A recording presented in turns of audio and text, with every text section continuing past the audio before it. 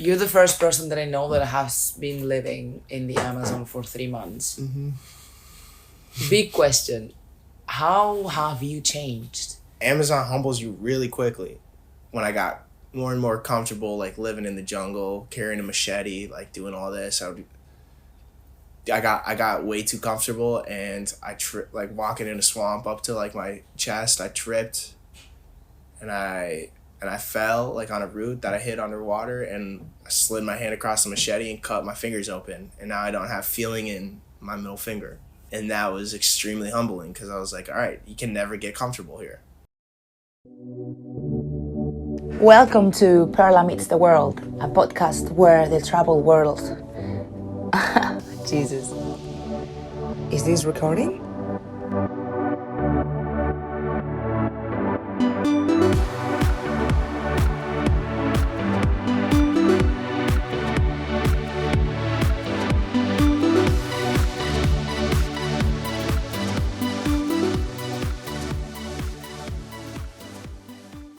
Let's do it.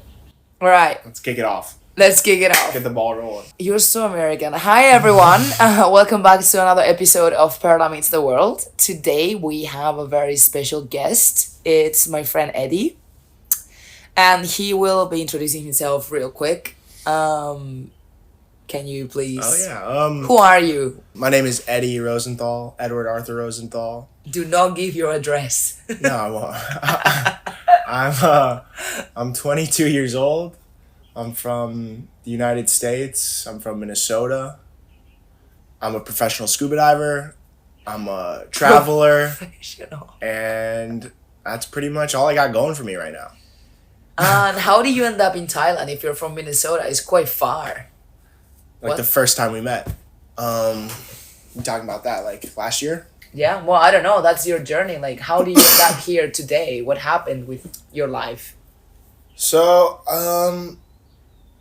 I grew up, or not grew up, but like my family, everyone in my family scuba dives. My brother's a dive master. My parents both have advanced open waters. And so I was like, all right, the next step, I love scuba diving. The next step would be to get my dive master. So started researching best place to do it, cheapest place to do it. And I came across Koh Tao, Thailand. And sent my parents, I was like, hey, this is what I want to do. Like, I think I'm going to go here. And they're like, all right, let's do it. Very supportive of it. And next thing I know, I'm on a plane going to Asia all by myself. And I had no idea what to expect. And yeah, the rest is history. And then flash forward 3 months when I was leaving the island, or 2.5 months, whatever it was. When I was leaving the island, I was like, this might be the last time I'm here. I might never get to come back to the island. It was sad, but now a year later, I was in Bali, and I had to leave Bali because my visa was running up. I only had a 30-day visa, and the cheapest ticket out of Bali to a different country was to Thailand. So I was like, all right, we're going back to the island. Time to see Perla again. I was like, oh, fuck. Oh, so I thought that you came to see me, not because No. you actually had to. Of course not. But it's a plus. Yeah, of It was course. good, yeah, of course. It worked out perfectly. Yeah. You dragged me all the way to Bangkok, which Yeah. it worked out for you very, very well. No, it worked out great. So basically, last year, that was your first time traveling solo away from the US? Not my first time out of the U.S., no. First time, like, solo traveling. I went with a group of people, like an organization, to Africa, which was awesome. But this was, like, my first time going across the country solo, yeah. And then after that, how long did it take for you to take that step and do the dive master? How long did the dive master take? No. How long did it like? What's the time frame between the African trip and the dive master? Did you go back home after that, or just keep traveling? I went back home. I went back to Boulder, Colorado, where I went to school, but I wasn't taking any classes. I was working at a restaurant. I was doing DoorDash. I was just getting money because I was like, I want to go do my dive master. I want to go to Thailand. And so I for a couple months, I was living in Boulder, working pretty much every day, and got my money and booked a ticket to Thailand. And then started doing Dive Master stuff right away, and it was awesome. And I love it. I love diving. Wait, I have a question because I am very ignorant when it comes to American culture. We know everything about The Simpsons, and that's how we see you guys. I've never seen The Simpsons. That's Because funny you're you say too that. young. I've never, I know. I've never seen The Simpsons. No, everybody has, but Really? I don't think like, I don't know. I just never watched them. A lot of my friends grew up watching The Simpsons, but me, like my family, we never watched The Simpsons. So how do you grow up with? A lot of Bourdain. What? Oh. Anthony Bourdain. A lot of Food Network. A lot of, I don't know, like Steve Irwin. Those people played a big role growing up in my life. I feel like Animal Planet. I grew up with like, I wouldn't say like environmental stress, but I was environmentally aware what was going on in the world. You know what I mean? Like I was like, this species of, like, polar bears are going extinct, for example. Like I always knew that in the back of my mind when I was growing up, and I was like, I don't know. Grew up watching a lot of Animal Planet, a lot of Food Network, a lot of Bourdain, a lot of Steve Irwin. It was awesome. I wouldn't change it. I'm glad I did that than watch The Simpsons. Yeah. To be honest. And what's Minnesota different from any other? How would you define people from Minnesota? Because America. How would I define people from Minnesota? Yeah, because like in the U.S. compared to other places in the U.S. Dude, We're every time very passive aggressive. you've seen how American are, travelers are like and behave when they go out. Like they're very annoying. They just they're very ignorant most of the time. Yeah, they're 100%. very disrespectful, but you're none of these things. So I wonder whether it's just a you thing, or maybe Minnesota. Same with Alaska. I met like a few people from Alaska. They seemed so different from other American travelers that I met along the way.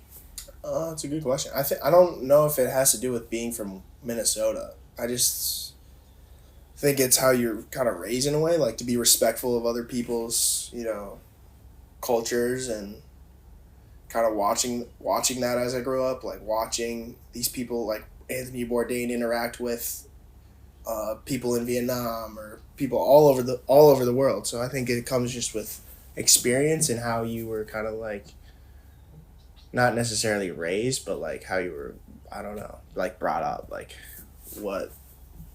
what happened, like I don't know what I'm trying to say. Well, one thing that like caught my attention was when talking about you with other people, they're like, oh yeah, he's from Minnesota and he's surprisingly nice. And I'm like, what do you mean? And they're like, well, Minnesota, they don't tend to be like as nice. And I'm like, okay, so that was like an American thing from, so that's why I'm asking. There's like I don't. Everyone in Minnesota is like passive aggressive. Really? You know what that is? Yeah. Like New York. No, people? New York is just aggressive. In your face. Yeah. There's no passive about it. No, it's a bit more fake. Okay. Like, couldn't give you like a really. Like a British person. I feel like they're aggressive too, but very it's just passive. Like, very. They avoid confrontation. Yeah, but they they want avoid to get confrontation, but they are angry inside. You can tell. Yeah. And how do you manage your anger? I don't think I'm passive aggressive. I think I'm very blunt. No, in general, I think that you grew up differently from your friends, but that's just kind of like a stereotype. That's not like everybody in Minnesota is. I just think that's what people think Minnesota is. But and how is Minnesota? Like, how would you define Minnesota for people that have never been there ever, listening to you right now? Like, cold. Fair enough. Like there's a lot of farms, a lot of lakes, like Minneapolis, like the big city is pretty nice. It's a nice city. I don't know. It's kind of boring, but also I think it's a great place to grow up. Like it was a nice place to grow up, I think. Yeah. So I think generally I don't really like Minnesota as much as, where we are or maybe like other states in the US, but it was a good place to grow up and I liked it. But it is time to not go back. I don't know. I just think I've outgrown it. Like I feel like it's a great place to raise a family, but now where I'm at my age, I think it's time to, move past that. I don't know. That makes perfect sense. And are all your friends like you? Like, are they also traveling? And because you said that you're 22. When I was 22, I already finished my, I think, uni degree or something. I was just doing my master degree because that's what you're supposed to do when you're that age. And we didn't kind of have that option to just travel around for 1, 2, 3 years and then come back and decide what we wanted to do with our lives. But you do have that choice and option. So I wonder whether you made it yourself, or you think like this new generation are actually, questioning themselves way more than before, and your friends are on the same path. A lot of my friends are kind of like on the same, like, gotta get a job, gotta join the rat race, gotta graduate, get my degree. Like, all of them pretty much are like that. But for me, school was really hard, especially going into college, and it was COVID, and couldn't see anybody, you couldn't go to classes, everything was online, and that's not how I learned. That's not how I like to learn. That I won't learn anything by just watching my computer screen all day.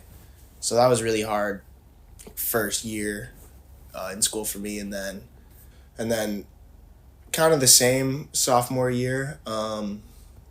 Getting in the flow of getting back to classes, like in-person classes, but still some of them were online. And I didn't like school. I didn't like what I was learning. I didn't have really an idea of what I wanted to do, which also played a big role. And so after sophomore year, I went to Africa, and I came back, and I was like, yeah, I'm done. I can't do school anymore. Like, it was a crazy trip, and I just couldn't. I was over it. And then, yeah. What were you studying in uni? What did you choose? I didn't have a specific thing. I was studying political science. I was studying communications. Like, I was just doing a bunch of like general things because I had no idea what I wanted to do. And yeah, I couldn't like lock in because all my friends were like, we're doing business, we're doing finance, we're doing this. And I was like, I don't know. I don't know what I want to do. I feel like I don't have the right, I'm not experienced enough to just make that decision and put a label on me when I'm 18 years old, But, sorry, what were you saying? I completely lost my track of thought. No, basically, I was just like asking you what were you studying before you decided that was not for you anymore, and you found a different way of living that suits you more. Yeah. Yeah, I was taking a bunch of general classes because I had no idea. I was like under the exploratory studies. I was like, maybe I want to do like media studies. Maybe I want to do political science. Took a little classes of both, and I was still like, I don't know. I have no idea what I want to do. Do you know a bit better now, or still like, no clue? I enjoy what I'm doing, but there's still so much unknown. I feel like there is for everybody. And that's what makes it awesome, because you never know what's going to be your next step. Yeah. You never know what's going to happen next in your life, and I think that's a blessing in disguise, but also could be taken very scary, like could be seen as scary, but I don't know. If you're not scared, you're not going to grow. Yeah, exactly. There's no room for it to grow if you're just comfortable with where you're at. So what has been the most scary thing you've ever done or you've ever faced so far? While traveling? In life, it can be traveling that you had to face like a situation you never thought you had to, and it made you grow up like super fast. It can be before traveling, that made you realize some things, and now you're the way you are because of that. It's a good question. I don't know. There's been like, an instance with a family member that struggled really hard with addiction, and that I don't know. It was hard to take in because of, you look up to this person in a way. You know what I'm saying? And it's just hard to see someone so like at rock bottom with an addiction in their life, because you have no idea, because I had no idea that this was happening, and it kind of just, it made me put a bunch of walls up, I'd say, and kind of like close off from a lot of people. But also I came to the realization that I choose who I want to put in my life, and now I strategically put people into my life that benefit me and that kind of add something to my life. It's not just like a meaningless relationship. So I think I got that out of it, and which is really nice. And I think everyone should, kind of like limit, obviously be friendly with like everyone, but like kind of limit the people you let into your life, because you never know what like could happen. They could like backstab you, or just like take your trust for granted and take your loyalty for granted, and just kind of abuse that and take you for granted. And I don't know. I just think that's good. I think that's good what I learned out of this situation. Yeah. So that might sound really crazy. So I don't know. My head was racing when I was saying that. It's fine. No, okay. I lost trust because of this situation, or like, I just think I was so blindsided, and because this person was very secretive about it and didn't like no one knew. It took us all by surprise. Mm. And then when we found out, everything was making sense. I can't put like a word on like into this feeling. You know what I mean? Like I don't have a word for what I felt. You know why like, I'm it wasn't asking? Trust. It wasn't. Maybe it was under that entire umbrella of trust, credibility, whatever it is. But I don't know the word for this feeling that I felt. One thing that I remember from you that I will always identify with you is that we were having lunch one time and you said to me that you would rather have someone loyal to you than loving you. Like you'd rather 100%. choose I loyalty. still stand by that 100%. I know, and I know that's so Eddy. That is very you, and it's very unique because no one before made that statement out loud. Maybe some people think about it, but you were so like determined, like you were so sure about that value. Like I'd rather be people that are loyal to me than people that love me. 100%. And that's why I was asking you, because I think it's very special to find someone that has it like so clear and also so young. That's why I'm like asking myself what might have happened for you to have it so clear, like loyalty is way better than love. And why is that? Why does that work for you? Why do I think that? Yeah. I just think loyalty is like, when you love somebody, like that's just like a feeling that can change at any moment, Like loyalty is more of just like your actions. Like I think it's so much easier to break to like, when you're loyal to someone, you're never not going to stand by their side, whatever it may be. Like you're always going to be there for that person. When you love somebody and they hurt you, that feeling changes, and you no longer love them. You no longer have any feelings towards them. But when you're loyal, they're always going to be there for you, no matter how hard you might fuck up or what might happen to you, or just like any circumstance. I would much rather have someone who's loyal than who just loves me, because loving is just like, it can change at any time. It's just a feeling. Loyalty is an action. And how do you think you build loyalty towards someone?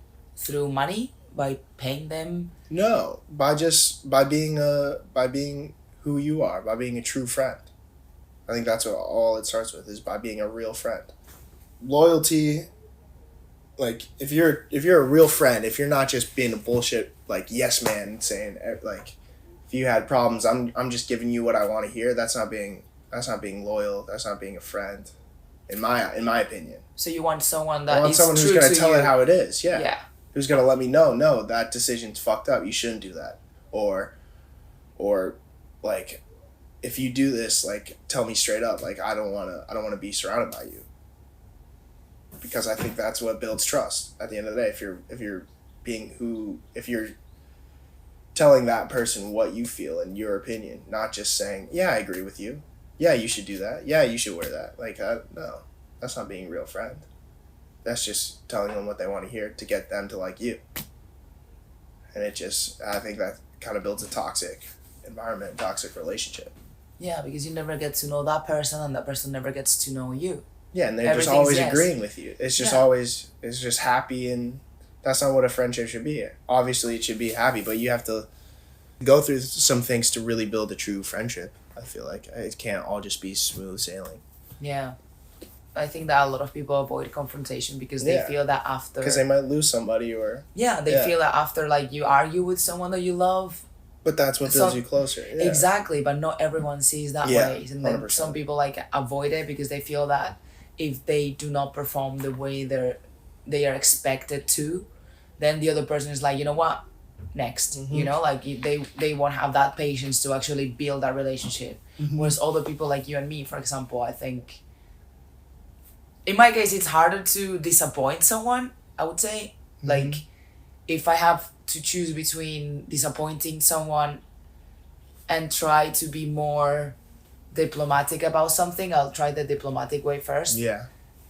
But I guess eventually I value more disappointing someone and then see how they react and how much space Mm-hmm. they have to accept someone that is not perfect, rather than, oh, you are not agreeing with me with everything, or you're not the person that I thought by. Yeah.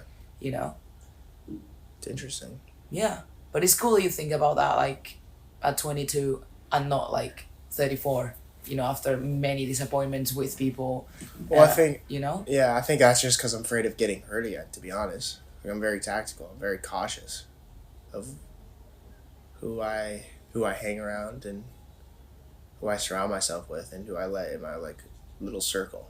But you know that you cannot prevent that from happening, right? You're eventually gonna get hurt anyway. Yeah. Even if you move all your soldiers Yeah. from the chess table, it can happen. It's out of your control. Mm-hmm. But I don't know. It's a good point. It's a really good point. But I think what you're doing, you're choosing the people that you are willing to be hurt by, or Yes. or that the hurt is worth. And that it's genuine, You know? and not just... Yeah. Yeah, because you don't want anyone to hurt you or to offend you. That's just Mm-hmm. a waste of energy. But I think you pick people that you are like, okay, it will be worth crying over this person or being hurt Yeah. over this person because of their values, their lifestyle, whatever it Mm-hmm. is. I think that makes more sense. Yeah, I do too. I don't know. If they mean something to me, I feel like if they hurt me, then I don't know, like, you can be forgiven. Like, it's not just meaningless. It's not just a meaningless connection that you have with someone if they hurt you. Like, everybody fucks up. Everybody's human. I totally understand that. I fuck up and I'm human too, just like you are, just like people on the street are right now. Yeah, if you cough one more time, you're out of this room. Sorry. I'm sorry, we're not I'm friends sick. anymore. I'm sorry. Yeah, whatever. I got my water, but yeah. I'm joking, by the way. I feel like if they were loyal to you, that I don't think you can't take it that personal if they hurt you, if they quote unquote, you know. Yeah, you know that it comes from a good because place. it comes from a good person with good intentions that you can trust, and that is loyal. So I don't think it can really. I don't know. I think it's good input. Like, I think it's an opinion that I want to hear. I don't think it could hurt me because of the loyalty that's there in the connection. And how I think I'd just be understanding and take it into account and reevaluate and take a step back and do whatever it is I need to do after. And how are you managing your friendships now that you're traveling? How? It's definitely hard. Yeah. It's definitely hard. I got some of my college friends I've grown apart from, like most of them, to be honest. I still have like a very close like circle, but it's just like hard because I'm not living with them anymore. I'm not like seeing them every day. I don't like wake up and they're like sitting on the couch. Like I don't see them, so it's hard to like keep in contact. But I do definitely have some that I still talk to a lot, and I'm still like very like if I see them like we're still obviously friends. We've just kind of grown apart, and that's what happens. Like you just have to accept that. But I still definitely have a very good group of friends that I have But traveling just makes it hard. But traveling's nice because I get to meet new friends that are all over the world.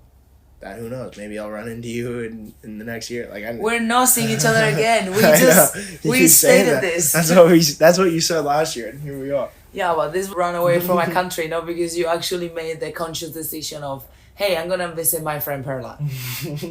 You know what I mean? I mean, that was the second. I was like, all right, I have to go back to Thailand. It's the cheapest, and Perla's there. Whatever. I'd love to be the second and the Good for second. you. And yes, you're You're a cook. You're a pad my thai mother, lady. my Thailand mother. How do you ever feel lonely traveling? Yes, but like not in a bad way. Like sometimes I like being alone. Sometimes I like doing my own thing. The music, where's that going from? I have no idea. I don't know. Maybe I have, but not to like an extent where I'm like very like hyper aware of it. You know, maybe like just subconsciously. So what? Let me see how I can rephrase this. What's the hardest thing you have ever done? I heard that you cut yourself with a machete. Yeah, Obviously, that was not a hard thing that to was, do, like, but fun, yeah. the story behind, like, what's the hardest thing you've ever had to do? I'd say leaving the Amazon then, yeah. Leaving my friends in the Amazon. That was really hard. Yeah. Yeah, it was really sad. How long did you spend there for? I was in the Peruvian Amazon for 3 months. And what were you doing there? I was just working as a volunteer, just experiencing it. And it was the most magical 3 months ever. And like I made the best, like 3 of my best friends live in the Amazon, which is crazy to say. And like I still talk. I was just texting them before I came over here. Like I still talk to them, but I was like, I just want to go back. Like I feel like there's so much to do. Like conservation wise, and just like it's an indescribable place. You just have to experience it to know what it's like, and like see it.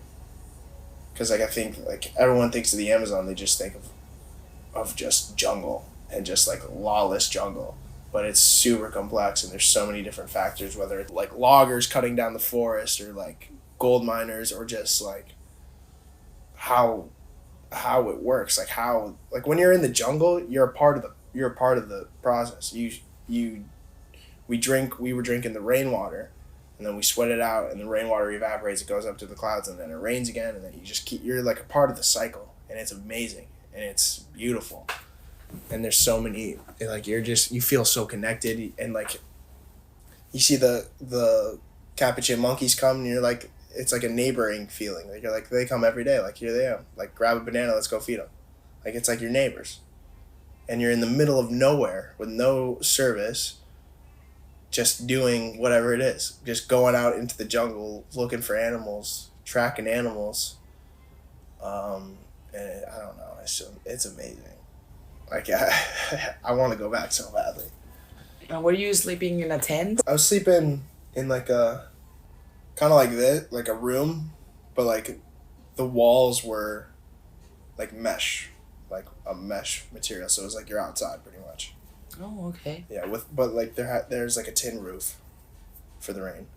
Nice. Mm-hmm. So like when you go to bed at night, you just hear the symphony of frogs and snakes and birds and whatever, rain, and like you get the best sleep ever. Like you knock out in a second, because it's like it's so just like relaxing, and you can just go to sleep. I don't know, like I've always had trouble falling asleep, but when I was in the jungle, like I would never dream. When I was in the jungle, I was dreaming every night. I would fall asleep every night, wake up with like feeling so refreshed and so energized. It was amazing. Was it not like anything dangerous, like that could just crawl into your room at night and kill you? I mean, like maybe snakes, yeah. There was like tarantulas everywhere in the rooms, and like scorpions and stuff. But like, I had a bug net in the room inside, like over my bed, so like I had no problems. The mice were the scariest though. I don't like hearing mice running around. I don't like it. Yeah, that's not nice. I don't like it. No. Wow. That was the grossest part of it. Or not the grossest, it was just the scariest, I would say. I don't like rodents. It freak me out. I'm so scared. You're scared of rodents? I'm terrified. That is so funny. Because there you are trying... What? You're trying to get me to eat some scorpions, which is never gonna happen. And you're like, oh no, if I see a hamster, I swear to God. And I'm like, what? Yeah, there's the rats in the Amazon is like a small dog. Like they're massive. Oh really? Yeah. Do they eat them? I don't know. So they don't hunt them down. We never ate rats, no. But What were you eating there? We had rice with like every meal, with like maybe lentils and like maybe like potatoes, chicken like once a week or something. That sounds Some type delicious. of meat once a week, eggs, fish that we caught in the river, stuff like that. You don't eat fish. But I did in the jungle. Was it good? Cause like I had to eat. Yeah, It wasn't bad. It wasn't bad. It wasn't my favorite. I wouldn't say I love it now, but it wasn't awful. I'm proud of you. But Jaime, who was the chef, was an amazing chef. Was the best chef I've ever like in Peru. I think he was amazing. Yeah. Cooking it up. Are you going back anytime soon? Can I go That's with what you? I was just texting him. I was like, I want to come back soon. Like I'm itching to go back. So I hope I am. Like I don't know. I hope so. Well, just call me in. Can I go? Yeah, of course. I'll show you. I'm scared of tarantulas though. Not so much. But it'll be like a friendly. It'll be like a friend. Like they'll be your neighbors though when you see them. Yeah. You start living with them long enough, it's just like friendly. So it's just like the energy. Like I'm not gonna hurt you. Yeah, You're not gonna hurt me. Hurt you. Yeah, they just go in their little holes and they see you. You flash a light on them, they just go away. How did you find this gig? It's actually a weird story. I was in Japan when I first was like, I'm going to the jungle. Like, this is the next place I'm going. I was like in a hostel, and this dude next to me was snoring so loudly, and I couldn't fall asleep. So I brought my computer and I went to like the little common room, and I watched a podcast about the Amazon. This dude named Paul Rosalie, who's like one of the biggest Amazon conservationists right now, like very famous. And I was like, I listened to that and I was like, holy fuck, like that's where I want to go next. And like every day I listened to it over and over again because I got like a quick obsession, and I was like, that's where I'm gonna go. So then I just started looking up like research stations in the Amazon rainforest, volunteers, and then I just found the one. And I don't know how, but I'm so extremely lucky that I found this one because I'm very close with the guys who work there. We built like a brother, like we're brothers. Like, we have a very strong bond. It was amazing. I got so extremely lucky that I found that research station. Was it only you there, like volunteering, or you were with other people? Like there were volunteers that would come in for like a week or two at a time, but I was the only one there that was there for like 3 months. Like when I would tell people that would come in, they're like, "Yeah, I'm here for just a week." I was like, "Yeah, I've been here for 2 months." They're like, "What the fuck?" Yeah. Wow. Yeah, I was the only one there for like longer terms. And why did you decide to leave?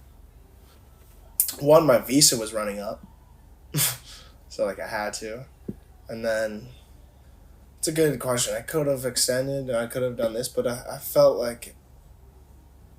by the end of it, it was a good time to go, because I always told myself when I left, I was like, I'm coming back here. Like there's no way this is my last time here. So I feel like the 3 months that I spent was a very good taste of it, and like a very large sample size of it, and I was very happy. Obviously, really sad to leave, but I was like extremely happy that I had that experience, and I just kept telling myself I'll be back. Like there's no reason that I like should stay, because I know I'll be back. And it was time for me to go too. Like I had to leave Peru, and there was a bunch of other things I really wanted to do while I was still in Peru, like go hike up to Machu Picchu and go do all these different things. So it was the right time to leave, I think, in my opinion. But I like I said, I'll always tell myself I'll be back, because I know I will be back. You're the first person that I know that has been living in the Amazon for 3 months. Mm-hmm. Big question. How have you changed? Amazon humbles you really quickly. Yeah? Like really fucking quickly. Example? I got there and I was like, all right, let's go catch an anaconda. Let's go see jaguar. And they're like, that's not how it fucking works. Like these things are shadows. Like they'll see you, but you won't see them. Like that, you can't just do that. You can't just go. So I was like, what? Like, this is like, I thought they were everywhere. So that was like the first thing that I was like, okay, like, I guess it's not how it works. Cause I go out hear stories of like, yeah, we catch anacondas all the time and like stuff like this, and they're like, no, that's not how it fucking works. This is not television. This is the Amazon. Like, you don't just get to go decide what you want to do. So that was like the first thing that happened, like the first eye opener. And then when I got more and more comfortable, like living in the jungle, carrying a machete, like doing all this, I got way too comfortable, and like walking in a swamp up to like my chest, I tripped, and I fell like on a root that I hit underwater, and I slid my hand across the machete and cut my fingers open, and now I don't have feeling in my middle finger. And that was extremely humbling, because I was like, all right, you can never get comfortable here. Whatever you might do, there's always something, like, there's always something that's going to humble you. Whether it's the rain or like how low the river is. And there's just so many factors that can influence an outcome while you're there. And Aldo, who's the main guy that worked there, he's like, yeah, if it rains at 3 a.m, I'm up and I have to go get all the water out the boat. Or like, we can't go anywhere because look at the river. We can't fit any people in the boat because it's so low and there's so many logs. Like, it's just like humbling, because you can't decide what you're gonna do. The jungle decides what, like, for you in a way. So it's amazing. Like, it's like the greatest place on earth, because for once you have to just like surrender to the jungle, because if you don't, you're gonna get hurt, you're gonna get killed, something's gonna happen. And it's amazing. It's fucking crazy. So how would you describe your days there? Like, what's a normal day in the jungle? What would you do? You just wake up, and then what happens? Normal day was like wake up around like you eat breakfast at like 8 a.m, and then you probably go out into the jungle by 9. And there's so many different things you could do. Some days we'd be looking for seeds for the garden. Some days we'd be animal tracking. Some days we'd be just like maintaining the trail. Some days, like, there's so many different things to do, so many different things to like keep up with, like for the research station. And like, everybody asks that, like, what did you do? And it's like, truthfully, I can't tell you. Yeah, every day was different. Like, I can't tell you. Some days we'd be feeding monkeys. Some days we'd be out on the river watching birds. Some days we'd just be gardening. And some days it would just be raining, and you can't go out in the rain, like in the thunderstorms. Because if a tree falls down, acres of land is going to get cleared, because like there's such a intense competition for sunlight that the trees are so interlinked that if one tree falls, it just brings every tree down with it. So it's like, if you get stuck out in that, you're run. Like, you have to get out of there as soon as possible. Wow. So it's like every day was different. You never knew what was going to happen. And it all depends on the weather. Like, if it's going to rain, what the river's looking like. Like, can't say we did this, and this, because we did that, and that, but we also did this, and then we did that, and it's just so many different fucking things. I have 2 questions. That have so many different, that are so different. Yeah. First question, what are your most, like, your top days that you remember with whatever activity you were doing? Like, the best days that you spent there, that you will always remember, like, oh, I remember that day. That was a good day. Yeah, the best days were the most random days. Yeah. Like, when we were looking for seeds and we were walking through a swamp to get back to the station, and we see an anaconda, and we throw the bags out, and we're like, fuck this, we're going to catch the anaconda. It's like we were just looking for seeds for the garden, and we just happened to stumble across it. It's like, when you're not looking for stuff, it'll come to you. When I was cutting down like little bushes on a trail to like maintain the trail, look ahead like a couple 100 feet, there's a jaguar, and we're just like, holy fuck.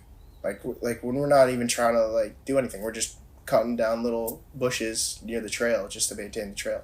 It's like when like the best days were when I was like, when I was going into the activity, I was like, do we have to do this? Can we just go looking for snakes or something? But it's like, it just comes to you.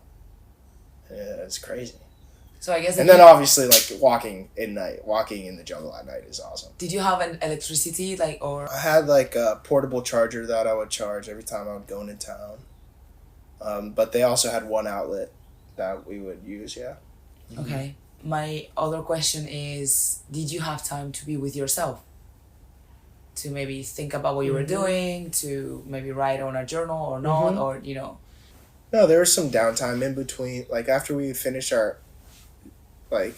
we would finish the day around, I would say 5 or 6. Somewhere in there.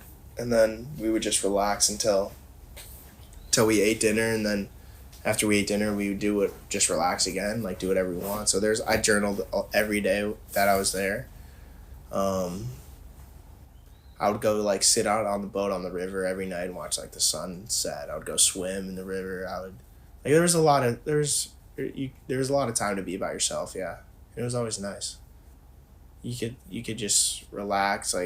Some people would just lay down in their beds when it would rain and just listen to the rain. Some people I would just juggle a soccer ball or write in my journal, or just, I don't know, just hang out.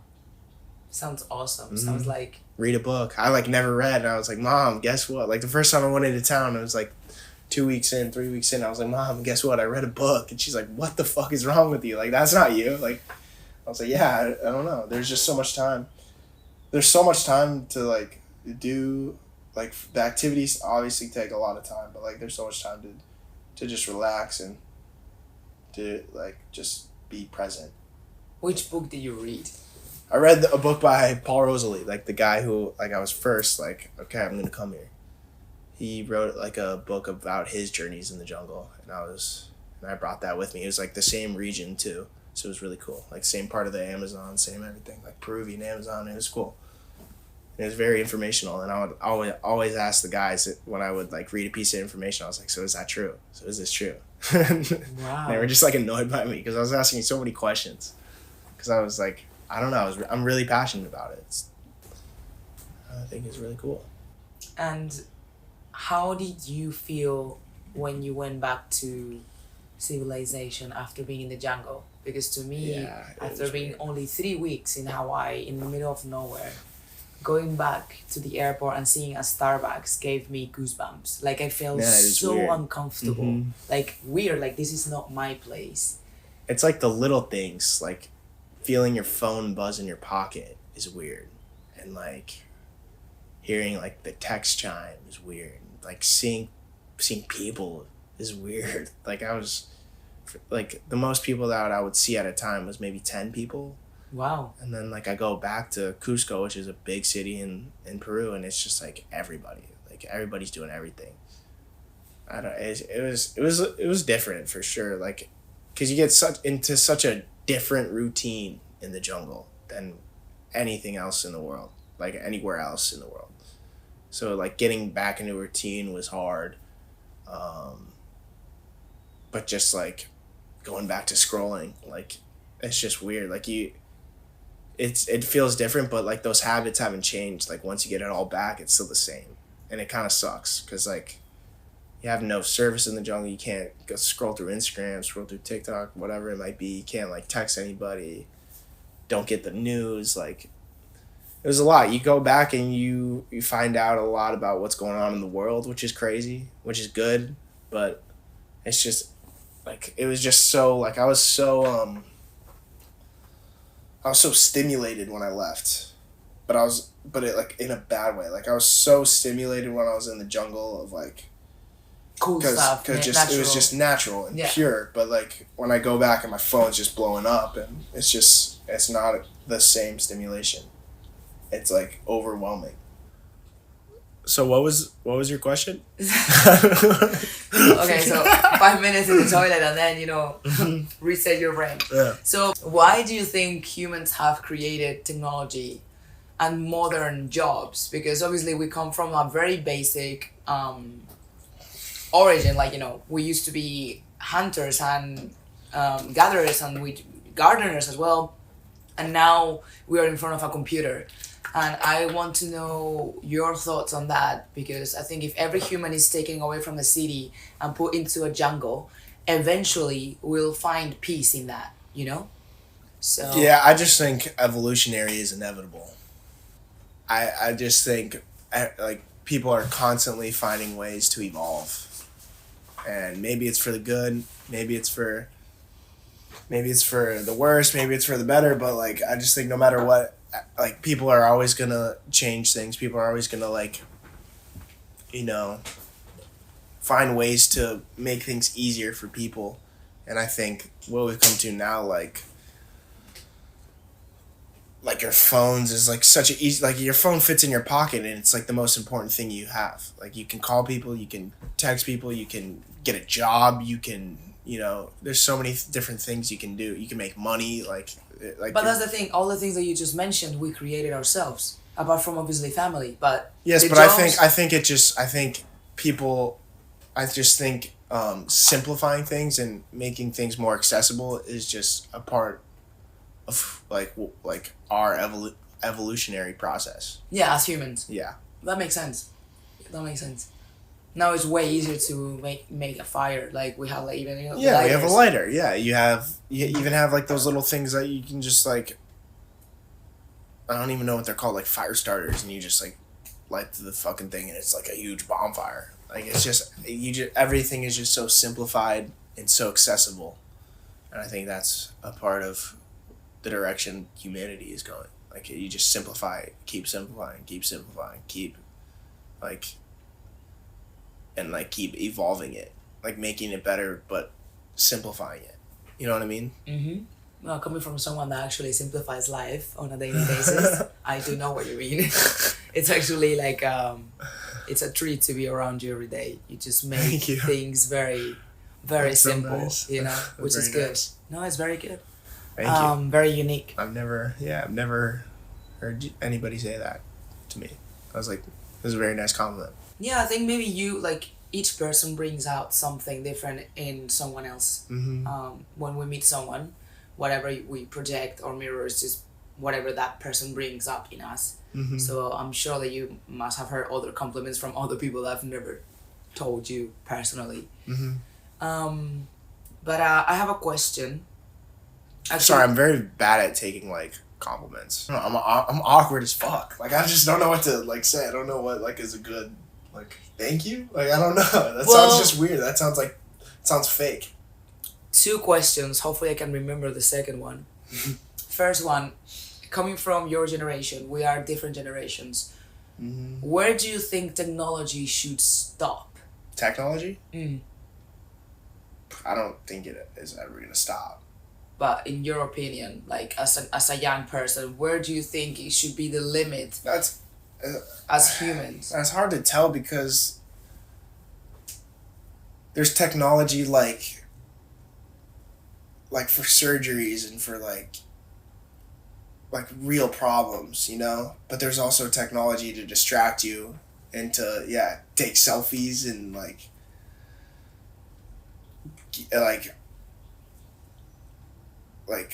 give you dopamine rushes Mm-hmm. that are artificial and not good for you. Yeah. So it's hard. I don't know. That's a hard question because there's so much good technology and so much bad technology that I just think I just think it's always gonna keep growing. I don't see it ever stopping. I don't know when it should stop because I want like the good technology to detect what like illness you have or like how like, but also then again like if we keep growing technology, like there's always going to be bad technology that keeps growing too. So it's a hard. Yeah, it's not one without the other. Yeah, it's a balance. I will ask you your top 3 podcasts, your top 3 books if you want, if you have ever read 3, and or documentaries, whatever. But Okay. before we get into your top stuff, how do you go back to yourself, to that Eddy from the jungle? How do you go back to being present in the moment when you're not in the jungle anymore? How do you go to that place mentally and you feel connected with you and around you again? I just like, it's very, like, you just simplify it. Like, even looking outside your window, looking at the birds, like, it brings me back to when I was looking at the birds in the jungle. Like, just finding little things that you can relate back to. And just being present. Like, not... Just, like, maybe being quiet for a second and taking it all in and just, like, finding little things that just relate back to it. I think is the best way to... Like, for me, whenever I see birds now, I just think of when I was catching birds in the jungle. And I'm like, this is awesome. Like, I love birds now. Like, whenever I see a bird, I think of the Amazon. No, that is really nice. Now I understand why you never reply to my messages.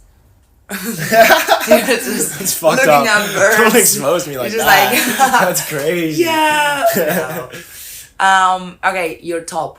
My top what? Yeah, first, the biggest lesson that you learned, an advice that you would give people listening. The best advice I've ever gotten was from my mom, and it was always assume someone's having like a worse day than you. Like if someone like cuts you off in traffic, never be like, like fuck you, like what are you doing? Always assume they have somewhere to go, like they're rushing to the hospital or something. Like just always assume the worst, because you never know what somebody's going through, like inside. Like I don't know, they could be dealing with something like very like deep depression or anxiety or whatever. You never know. So always be kind to someone. Like always be kind, unless they obviously like lash out on you and do something bad. But like always be kind to people you meet and people you interact with, because you never know what's going on with them. I think that, yeah, that's probably the best advice I've ever got. What's the worst advice you've ever got? I have no idea. That you're like, really? I have no idea. Yeah? I couldn't name that off the top of my head. I feel like bad advice, I just goes in one ear out the other. Like I don't know. What's your biggest fear? Growing old. Like becoming old. Like Why? brittle. Like depending on someone else. Depending on someone else to like wipe my ass and like to push my wheelchair. Like I don't want to do that. I want to be able to use my legs. Like I need to be able to move on my own. Like the moment where I like cannot move at the same pace I was, like noticeably, then that's like my biggest fear, is like growing old or losing a limb. It's hard. Yeah. And what's your biggest dream? My biggest dream is, I don't know, when I was a little kid, it was to be a professional soccer player. Oh, that sounds so American. Yeah. The quarterback? Now I would just say to live life like freely and comfortably, and like do what I want to do. Like I think that is the biggest dream, is to just be able to do what you want to do. That's amazing, to have the freedom to choose what to do with your lifetime. I think that's the biggest dream, yeah. What is something that you would like to teach to others? Others. I don't know if this is like necessarily teaching, but I'd like to show people like places they never thought about going, like the jungle. Yeah. Or like to Africa. Very valid. And, like, just showing people places they would never think about going, or like never heard of, and stuff like that.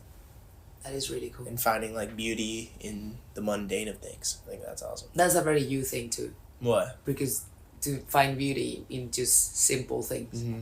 Hey. Because you simplify life to that point, and that satisfies you in a way as well. It's just fulfilling in its own way. Maybe that's why you're not in the US, like having, the house, the dog, the girlfriend, the job, the mortgage. You're just out and about doing your thing. I think. Yeah.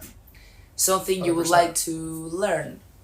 Something I would like to learn. I'd like to learn Spanish. I'd like to become fluent in Spanish. Just bring it on. Like Eddy already knows. Like, puta la wea. Puta la wea. Just the old thing. Come on. I like to become fluent in Spanish. Yeah. I think that's my main thing right now. It's like that's what I want to learn right now. That's like. Okay, we'll keep talking in Spanish then. No. If that means so much to you. Why not? You're walking with a Spaniard every day. I'm nervous. No, now. Like during the day. Yeah, that's fine. Yeah, without these people. Yeah. And my last question for you is, how do you define happiness. What's happiness to you? To some people, it's feeling. To other people, it's just balance. What is it to you? I think it's all of those things. Elaborate, please. I feel like happiness comes in different things. Like sometimes it's the balance in things. Sometimes it's the emotion of things. Sometimes it's, like whatever it is you're doing. Like I think happiness isn't just like comes in one specific way of life. I think a lot of things can bring you happiness. Whether it's like where my biggest happiness comes from, I'd say, is like doing something I hate in the moment and then looking back at it and just like having a laugh. Like I've like that's what brings me like joy. It's like looking back on things I did that maybe in the moment I didn't want to do at all, and just like laughing at it and like remembering that moment. That is nice because you're turning even like moments that you don't enjoy into joyful moments for the future. So your memory is full with good moments that you chose that you wanted to, and the ones that you didn't, then you turn into a positive thing too. That's amazing. Like going on a bus ride for 24 hours in the middle of Brazil with my brother. It was the worst thing ever in the moment. But like looking back at it, we're just like, what the fuck were we doing? Like, it was awesome. Like 24 hours. It was like 28. Yeah. Wow. Well, why was the worst? Because you couldn't sleep? Because there wasn't a toilet? Sleep. It was hot. Like I was like the dude next to me was like sprawling out everywhere, and it smelled bad, and it was not fun. Like the chairs didn't like recline. It was bad. Oh. Yeah. And now you're like. But now it's just like funny. Like I did that. Yeah. It's funny looking back in it because I was so like uptight and just like not angry but just like annoyed in the moment, and then like now I'm just like, why? Like there's no reason to be like, it's okay, it's just 28 hours of your entire life. Like that's, if you really think about it, if you really take a step back, that's nothing. True. Like that's nothing. But not a lot of people leave their comfort zone, not even for an hour. Yeah. So well, Eddie, it's been a pleasure having you here. Thank Would you you very like much. to plug in your social accounts so that people where can we find you? Yeah, at Eddy Eddy Rosenthal Rosenthal on everything. Okay. Cool. Are we gonna see more stuff about the Amazon or not anymore? I hope so. I was talking about this the other day. I want to write a book. Like that's one of my goals. I have a couple weird goals in my life. Like one of them is to have a painting in a museum and to like see it in a museum and be like, yeah, I made that. One is to like write a book. And then yeah, I think I want to write a book about it, like about my experiences in the jungle, because there's so much. I'll buy it. Thank you. You have already like a customer. Thank you. Okay. You can just give me $20 right now. And no, I can show you some pictures. I'll pay you in Coca-Colas for now. Yeah. Well, it was a pleasure having you. Thank you very much. It was a pleasure being here. And seeing you again. Thanks for coming and visit just because you had to. Yeah. See you. You won't say it like that though. Well, guys, if you like that, please do share, comment, subscribe on any platform you're listening on. It can be Apple Podcasts, Spotify, Google Podcasts, or any podcast that you're listening on. And we'll come back with more stuff soon. Thanks for listening. Adios.